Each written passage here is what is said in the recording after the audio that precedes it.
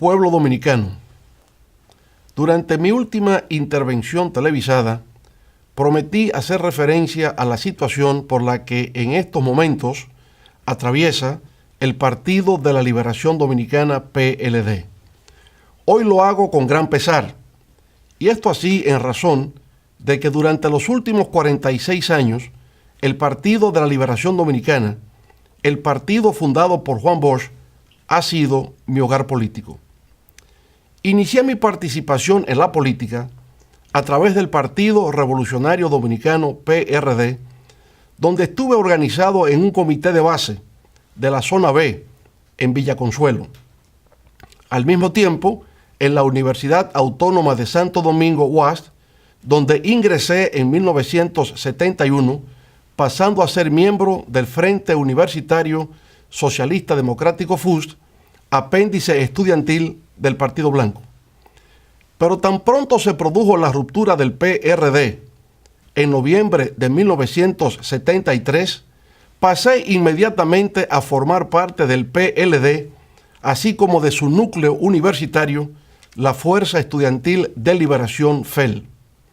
Eran los días de consignas como las de ser PLDista es ser un soldado valiente, consciente y disciplinado, de la creación de la Ciudad de la Alegría en la universidad y de la realización del Congreso Salvador Allende. A decir verdad, cuando miro hacia atrás, reconozco que el PLD ha sido clave en mi vida. Ahí empecé como miembro de un círculo de estudios, luego como miembro de un comité de base, posteriormente como activista en la línea noroeste y después de 12 años de militancia como miembro del Comité Central. Escribía para el periódico Vanguardia del Pueblo, donde era responsable de su sección internacional.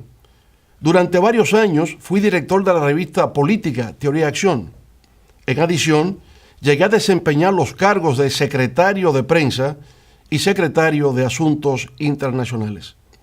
Toda esa experiencia ha sido recogida en mis libros, Años de Formación y Años de Avance.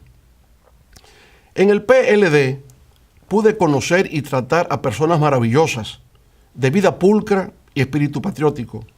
Establecí relaciones con seres humildes, con líderes sindicales, con campesinos, profesionales, comerciantes, músicos, poetas, pintores. En fin, tuve el inmenso placer de desarrollar vínculos con personas íntegras, sensibles, laboriosas, impulsadas tan solo por el único deseo de ser parte de un hermoso proceso de transformación económica, social y política en la República Dominicana.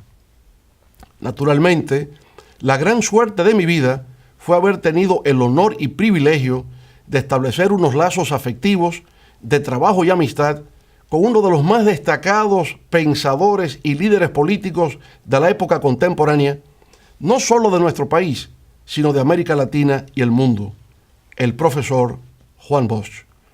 Esa relación me transformó para siempre. A través de sus escritos aprendí a conocer sus ideas y comprender el mundo. Leía con avidez sus textos y quedaba tan impactado que hasta me aprendía de memoria párrafos enteros de sus libros, como por ejemplo, Crisis de la Democracia de América en la República Dominicana, Dictadura con respaldo popular y el pentagonismo, sustituto del imperialismo. Pero compartir con él, escuchar sus análisis y comentarios sobre diversos temas, oír sus recomendaciones, asimilar sus enseñanzas, esa fue la gran experiencia que no solo me brindó una orientación, sino que le proporcionó sentido y significado a mi existencia. En las elecciones de 1994 fui candidato a la vicepresidencia en la boleta electoral que por última vez llevó el maestro Juan Bosch como aspirante a la presidencia de la República. Más rápido de lo previsto, 2 años más tarde, en 1996, ostentando la representación del Partido de la Liberación Dominicana, subía por vez primera las escalinatas del Palacio Nacional. Lo hacía con orgullo, con ilusión, porque comprendía que nuestra generación había encontrado la gran oportunidad histórica para introducir cambios trascendentales en la vida nacional. Así lo hicimos. ese primer gobierno del PLD, de 1996 al 2000, fue para muchos un gobierno ejemplar. Constituyó un nuevo capítulo en la historia nacional. No solo simbolizó un cambio generacional en la vida política del país, sino una transformación sustancial en la calidad de los servicios, la modernización y el progreso del pueblo dominicano. En algunos sectores se ha levantado la pregunta del por qué, si presuntamente ese gobierno fue tan bueno, no resultamos victoriosos en las elecciones presidenciales del año 2000. A eso también respondí en su momento diciendo, los que no saben por qué perdimos es porque nunca entendieron por qué ganamos. Con eso quería hacer referencia al hecho de que nuestro triunfo en las urnas en el 1996 no se debió a que como organización política tuviésemos una base electoral propia, sino a la circunstancia de que en la primera ronda electoral tuvimos una migración de votos reformistas a nuestro favor, y en la segunda vuelta el pleno respaldo del doctor Joaquín Balaguer y del Partido Reformista Social Cristiano. En la construcción de una base social propia de apoyo electoral, el PLD alcanzó su clímax en el 1986, cuando conquistamos el 18% de los votos. 4 años después, en 1990, cuando hasta ese momento obtuvimos nuestro mayor índice de desempeño electoral, alcanzamos cerca del 35% del respaldo popular. Pero ese 35% no era enteramente nuestro. Había un segmento importante de ese núcleo de electores que había migrado del PRD hacia nuestra organización con la intención de procurar un triunfo sobre el Partido Reformista Social Cristiano.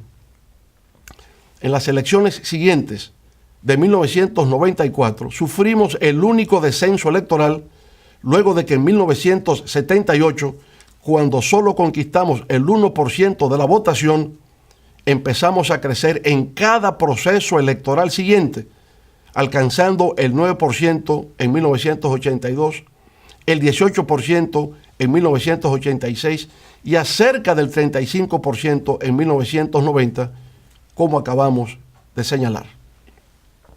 La gran conversión del PLD en la principal organización política del país, luego de que el profesor Bosch plantara su semilla, empezó realmente a tener lugar en ese gobierno de 1996-2000. En las elecciones presidenciales del año 2000, logramos alcanzar cerca del 25% de los votos. Hasta entonces, en toda la historia del PLD, nunca habíamos conquistado tal nivel de votación contando con nuestra propia base social de apoyo. Para el 2002, a pesar del llamado ciclón batatero, que le proporcionó al PRD el dominio de las cámaras legislativas y un gran número de alcaldes, lo cierto es que ese partido en tan solo 2 años descendió de un 49% de las votaciones a un 42%, mientras el PLD ascendió de un 25%, como acabamos de indicar, a un 33% de apoyo de los electores. Así pues, para el 2002 ya el Partido Morado representaba el 33% del electorado nacional. 2 años después, en 2004, con motivo de la devaluación del peso dominicano, la hiperinflación y el colapso del sistema financiero, generados durante el gobierno del PRD, retornamos al poder con casi el 58% de los votos bajo la consigna que repercutió por todos los confines de la República de "epa fuera que van". A partir de ese momento, el Partido de la Liberación Dominicana se transformó en la más exitosa organización política de la historia nacional. Desde entonces ha cosechado 6 triunfos electorales consecutivos, por encima del 50% en los niveles congresuales, municipales y presidenciales, todos, insisto, por encima del 50%. Si a eso se añade la primera victoria de 1996, entonces serían 7 de las 9 elecciones que se han celebrado en el país durante los últimos 23 años. Como me correspondió el honor de encabezar el primer triunfo del 1996 y desde el 2002 hasta la fecha, he sido presidente del PLD, esto es, desde hace 17 años, puedo afirmar, sin caer en ningún acto de inmodestia, que he estado en el corazón o en el centro de por lo menos 6 de esas 7 victorias. Distinguidos televidentes, a pesar de que dentro del PLD, como en cualquier organización política, siempre abundan los conflictos, los que actualmente afloran dentro de las filas del Partido Morado nada tienen que ver, por lo menos de mi parte, con un tema de egoísmo o lucha de poder, como a veces erróneamente se afirma a través de los medios de comunicación. Tienen que ver más bien con lo que considero son problemas de valores, principios, actitudes y comportamientos en la vida política. Y el primero de esos valores y principios se refiere a su vez a la Constitución de la República. Durante mi primer periodo de gobierno, el doctor Joaquín Balaguer, pensando de buena fe en el futuro del país, me propuso formalmente la realización de una reforma a nuestra Carta Magna con la finalidad de presentarme a una reelección presidencial en el año 2000 para un segundo periodo consecutivo. Agradecí en los mejores términos esa propuesta por parte de esa leyenda de la política nacional que es el doctor Balaguer, pero opté por declinarla, indicándole al viejo líder que en la historia de los pueblos de América Latina y de la República Dominicana, cada vez que un hecho así ocurre, genera fuertes tensiones políticas, dando origen a gobiernos dictatoriales. Así pues, en lugar de proceder a una modificación de la Constitución, lo que hice fue lo que tenía que hacer como buen PLDista: apoyar sin reservas, con toda mi fuerza, al entonces candidato presidencial de nuestro partido y actual presidente de la República. No tuvimos éxito, como hemos referido, pero fue por la circunstancia de no haber podido reproducir los factores que permitieron el acceso al poder en el 1996. Ahora bien, en esos comicios del año 2000, los resultados finales fueron 49.8% en favor del candidato del PRD y 24.7% en respaldo del candidato del PLD.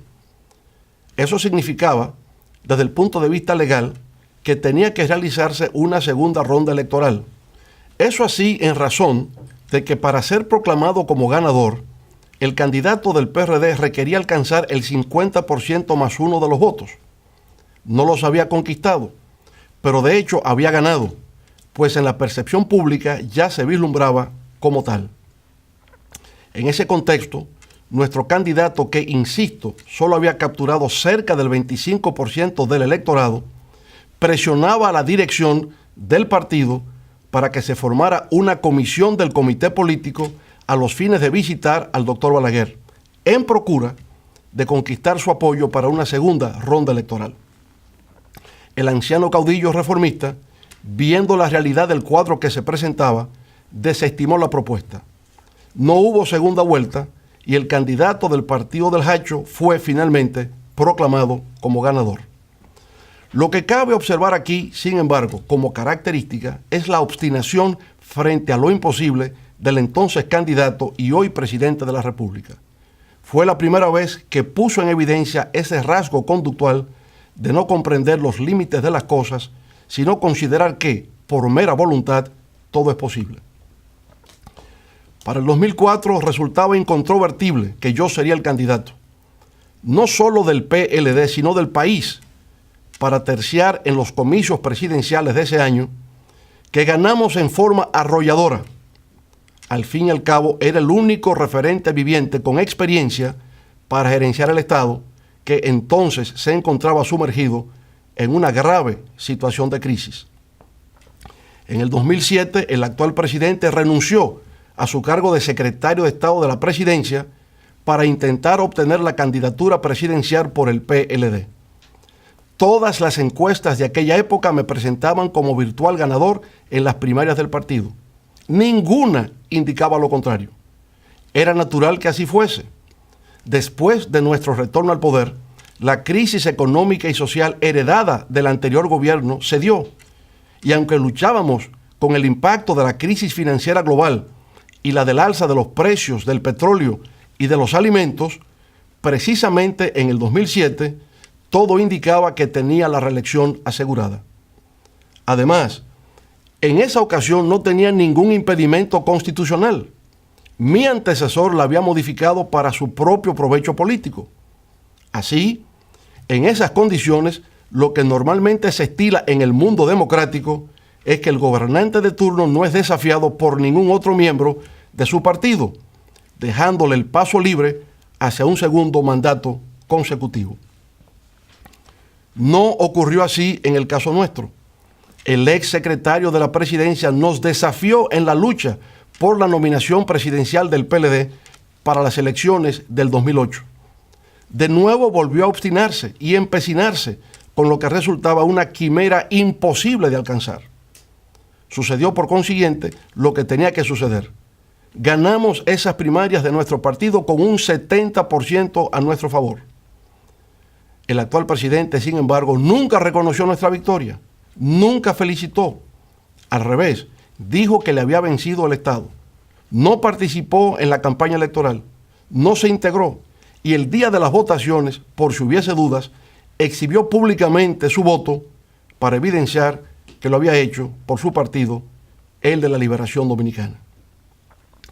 Supongamos ahora que hubiese ocurrido lo contrario, que el ex titular de la Secretaría de la Presidencia hubiese vencido en la contienda. En ese caso es evidente que habría humillado al presidente de la República, quien entonces no habría estado en condiciones de promover su candidatura al solio presidencial. De esa manera, por supuesto, nuestro candidato habría perdido, pero la obstinación frente a lo imposible ofuscó la claridad de pensamiento, conduciéndolo a una derrota inmerecida, la cual pudo haberse evitado. Algunos de los que hoy levantan sus voces de manera soberbia y altisonante dejaron entonces abandonado a su líder actual. Se aferraron complacientemente al nuevo gobierno y dejaron que el candidato derrotado emprendiera solo su travesía por el desierto. Pasado ese proceso, el hoy presidente se incorporó de manera normal a los trabajos del comité político. Hay quienes me han señalado que cualquier otro adversario distinto a mí, luego de lo acontecido, había procurado eliminarlo como competidor, tal como se predica en el clásico texto de Robert Greene, Las 48 leyes del poder. Sin embargo, no es mi caso. No está en mi naturaleza ser así.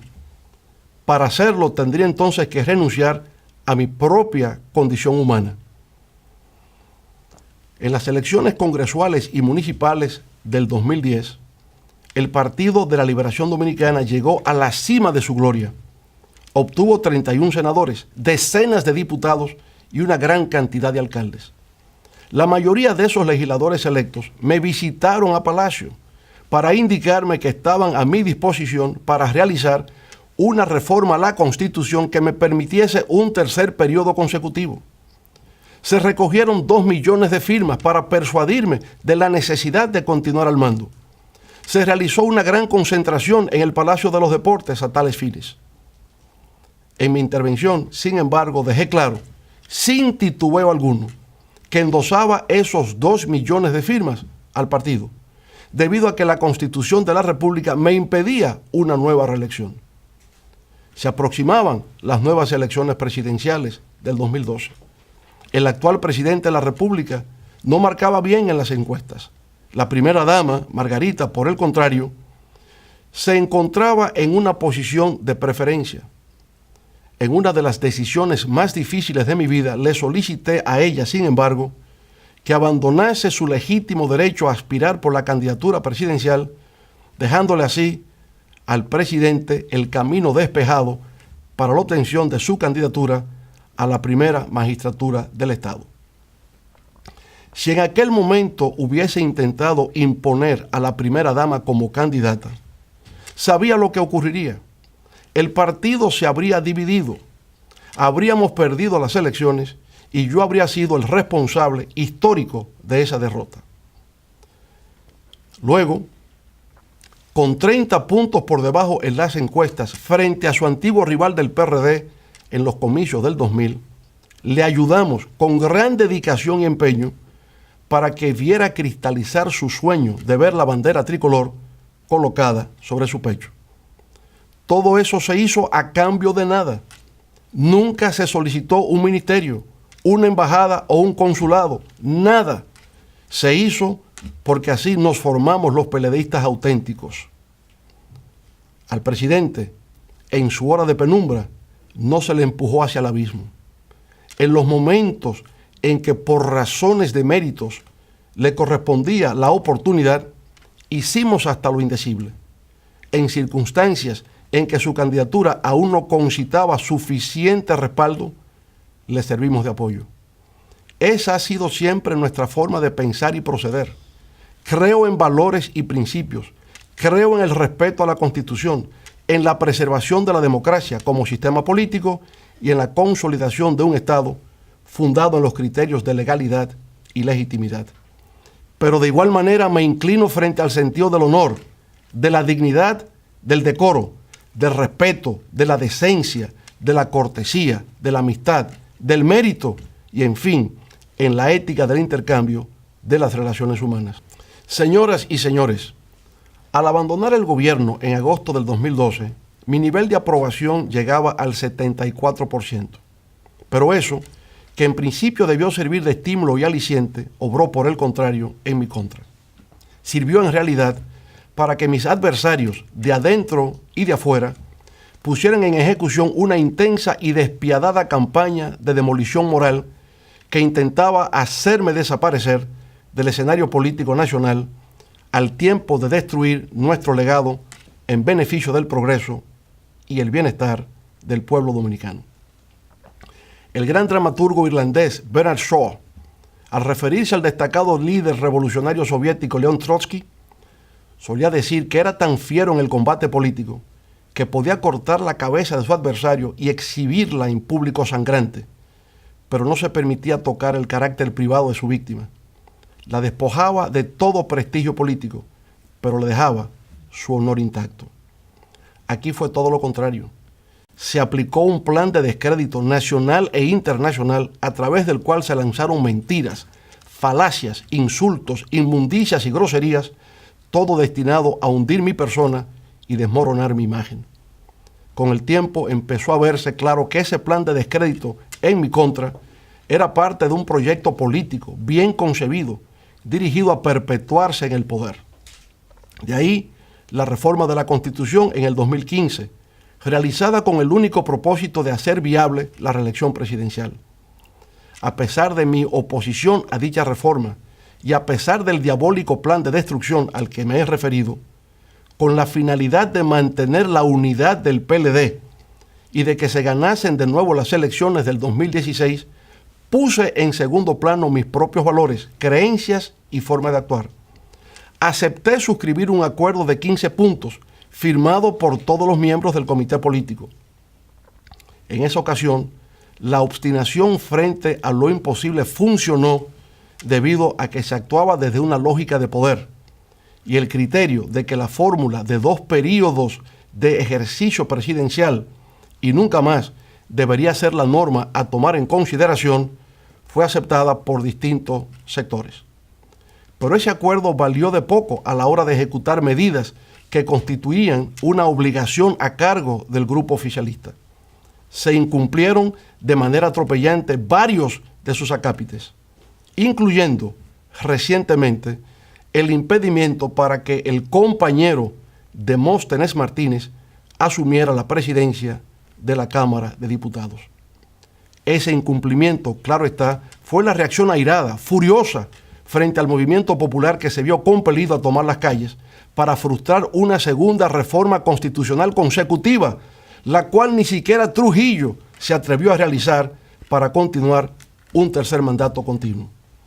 Bajo la consigna de que la Constitución no está en venta, distintos sectores de la sociedad dominicana, desde los más humildes, como los motoconchistas, hasta profesionales de diversas ramas, artistas, religiosos, sindicalistas y empresarios, levantaron su voz de protesta. Fueron días espléndidos e inolvidables de lucha, de batallar por una causa que al menos por un instante le devolvieron a la política un sentido de mística, de dignidad y de patriotismo. Luego han venido las elecciones primarias abiertas del PLD, celebradas el pasado 6 de octubre. Esas elecciones constituyen una mancha y una vergüenza en la historia del Partido de la Liberación Dominicana. Se emplearon todas las maniobras malignas concebibles hasta llegar a convertirlas en lo que realmente son, el primer matadero electoral automatizado del siglo XXI. A pesar de haberse hecho uso en forma grosera de miles de millones de pesos, de alzarse con todo el peso institucional del Estado, de contar con el involucramiento activo de ministros, gobernadores, directores departamentales, alcaldes y militares, la fuerza del pueblo salió triunfante. La fuerza del pueblo venció al Estado, demostró que a pesar de todas las adversidades y vicisitudes, es hoy por sí misma una fuerza política respetable, con peso específico en la República Dominicana. Las fuerzas gubernamentales ni vencieron ni convencieron, y para intentar imponerse, sus miles de millones de pesos invertidos resultaron insuficientes, pues tuvieron que recurrir, en adición, a la realización de un fraude electoral. Ese fraude estuvo programado para entrar en funcionamiento desde las primeras informaciones transmitidas sobre el resultado de los cómputos, pero se aceleró e intensificó cuando con el 90% de las mesas computadas la tendencia nos proyectaba como ganador. Fue ahí, precisamente ahí, cuando a partir de las 6:30 p.m., solo faltando por computar el 10% de las mesas o 200,000 votos sobre el 1.600.000 que ya se habían computado, que se produjo el fenómeno que ha dejado a destacados especialistas de la ciencia de la data y de las estadísticas en estado de desconcierto y de perplejidad. Nunca habían visto un hecho semejante. Aseguran que lo que se produjo fue por una de dos razones, por milagro o por fraude. Sostienen que lo acontecido en esa recta final de los cómputos fue algo inusual, que no parece responder a una causa natural. Esto último está dicho en lenguaje muy diplomático. En realidad, lo que se ha querido hacer significar es que lo ocurrido está más allá de la capacidad humana. Digámoslo claro, ni con el fraude que habían montado nos ganaban. A las 6:30 p.m. entraron en pánico, pisaron el acelerador y dejaron la huella del crimen. Manteniendo mesas abiertas hasta la 1:45 de la mañana del día siguiente a las votaciones, lograron que en las distantes provincias del sur votara el 70% de los electores, cuando el promedio nacional solo alcanzó el 25%. ¡Qué bárbaros! ¡Qué crimen contra el pueblo y la democracia! Ahora hemos solicitado que se haga una auditoría forense integral. Esa auditoría equivale a una especie de autopsia sobre el cadáver del fraude electoral automatizado. Exigimos que esa autopsia sea de verdad, siguiendo los estándares internacionales establecidos. Que los médicos patólogos a intervenir en ese examen lo hagan en presencia de nuestros equipos técnicos y de nuestros asesores. La Junta Central Electoral no debe temer la realización de una auditoría forense, conforme a los requisitos que hemos solicitado. Nadie la ha acusado de haber causado ese fraude. Todo el mundo sabe que sus integrantes son personas íntegras y de respeto. Los causantes son otros. Por tanto, la Junta Central Electoral no pierde nada y sí ganaría mucho en autoridad y prestigio si deja que los hechos fluyan y permite que los médicos de patología informática hagan la disección al cadáver del fraude. Al hacerla, deberán cortar los tejidos y órganos en descomposición de todo el cuerpo, cabeza, tronco y extremidades, exhibir sus vísceras purulentas y establecer con precisión en el acta de defunción cuáles fueron las causas reales que provocaron la muerte por fraude del primer experimento fallido de voto automatizado en la República Dominicana. Negarle al pueblo dominicano ese derecho sería arrojar mayores sombras sobre un proceso ya de por sí enteramente desacreditado y deslegitimado. Así, pueblo dominicano, nada de lo que acabamos de narrar ha debido ocurrir. Si ha tenido lugar ha sido por la imprudencia, la tosudez y la creencia de que el poder no tiene límites, de que el poder es para usarse, de que se hace lo que conviene y de que el poder no se desafía. Pero allá en el fondo emerge una vez más como factor oculto la obstinación por hacer realidad lo que resulta imposible. En ese contexto, el gobierno se ha convertido en un ente rencoroso y vengativo. Es un gobierno que acosa, que silencia las voces que se le oponen, que presiona y que no se sonroja para atropellar. El equilibrio partidista en el PLD se resquebrajó.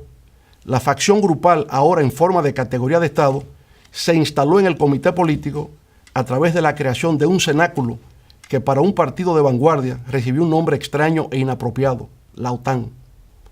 Ahí se ha creado una oligarquía de hierro, completamente desconectada de las estructuras del partido, que se reúne siempre con anticipación para llevar sus propuestas previamente acordadas al máximo organismo de dirección política. Esa oligarquía de hierro opera en forma de una casta, no tiene visión de partido, en el sentido de ser una organización que integra y representa a todos sus miembros. Se comporta en forma autoritaria. Aún en condiciones de absurdo e irracionalidad, actúa solo interesada en la defensa de sus intereses grupales. Su noción de lealtad es bastante singular. Responde al poder de un decreto presidencial. El predominio de ese estilo de conducta en los más altos niveles de dirección del partido me ha hecho comprender que, sencillamente, el PLD de Juan Bosch ya no existe. La estrella se ha eclipsado. Las bases del Partido de la Liberación Dominicana siempre estarán en mi corazón, en mis desvelos y consideración. De ahí provengo, ahí están mis orígenes políticos. Por tanto, la conozco en su capacidad de sacrificio, de dedicación y de amor al pueblo. Donde quiera que me encuentre, esas bases del PLD recibirán siempre mi apoyo, respeto y gratitud. A lo largo de 46 años, es largo el recorrido que he realizado dentro de las filas del Partido de la Liberación Dominicana. He sido un hombre afortunado, he aprendido, he luchado y me he confundido con el pueblo para ser parte de su historia. En la memoria quedarán amigos, compañeros y tal vez muchas anécdotas que contar. Ahora, con mucho pesar, ha llegado la hora de partir.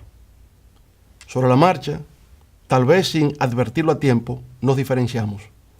Hay quienes no podemos vivir en medio de la mentira, el engaño, la manipulación, la doblez, el irrespeto, la petulancia, el incumplimiento de la palabra empeñada, la simulación, la hipocresía y la desfachatez. Después de haber vivido los 46 años más fructíferos de mi vida, de considerarme un humilde discípulo de la Escuela de Pensamiento de Juan Bosch, presento, de manera irrevocable, formar renuncia a mi condición de presidente y miembro del Partido de la Liberación Dominicana. Ahora, guiado por el Espíritu Divino, me esperan otros caminos por transitar.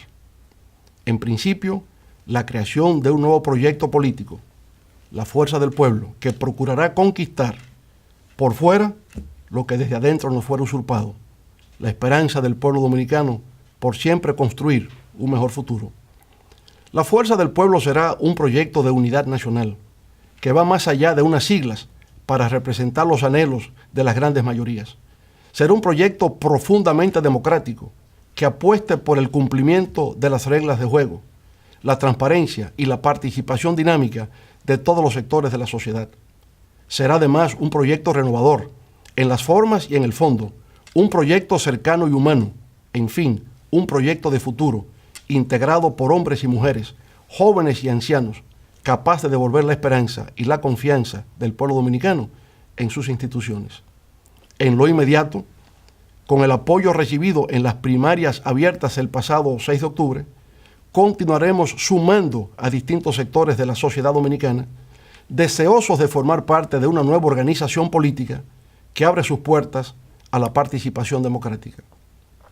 Estableceremos alianzas con otras organizaciones políticas, con la sociedad civil, con núcleos profesionales, con líderes sindicales y sociales, y de esa manera crearemos una fuerza de oposición tan potente que en poco tiempo contribuirá a reconfigurar el escenario político nacional. Con esa fuerza le haremos saber a los engreídos de Palacio que no se saldrán con la suya, que al pueblo se le respeta y que se preparen para escuchar por todos los confines del territorio la consigna de que para el 20 es para afuera que van. En estos momentos de emociones y sentimientos encontrados, por un capítulo de mi vida que termina y de otro que se inicia, me permito invocar las Sagradas Escrituras en el Salmo 23, que reza así: Jehová es mi pastor, nada me faltará. En lugares de dedicados pastos me hará descansar. Junto a aguas de reposo me pastoreará. Confortará mi alma, me guiará por senderos de justicia, por amor de su nombre. Aunque ande en valle de sombra de muerte, no temeré mal alguno, porque tú estarás conmigo. Amén. Muchas gracias. Buenas noches.